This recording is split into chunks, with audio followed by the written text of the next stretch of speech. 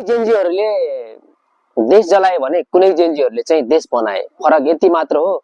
देश बनाउनेहरूले चाहिँ देशमा विकास गरिरहेछन्, देशलाई समृद्धितिर लगिरहेछन् भने देश जलाउनेहरूले चाहिँ देखिसक्नुभयो भने जेनजीको नाममा देशमा भएको सम्पत्तिलाई जलाइसकेको छ। त्यसले गर्दा हाम्रो देश कति पछाडि 10 वर्ष पछाडि गइसकेको छ।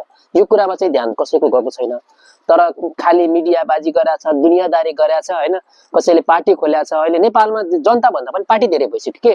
त्यो कारणले गर्दाखेरि चाहिँ म के भन्छु भने जति सक्नुहुन्छ आफ्नो तर्फबाट चाहिँ सक्षम र सभ्यता तरिकाले अगाडि बढ्नुहोस्, हैन भने छोडिदिनुहोस्। त्यो पार्टी सार्टीको पछि लाएर झोलासोला बोकेको काम छैन देशमा।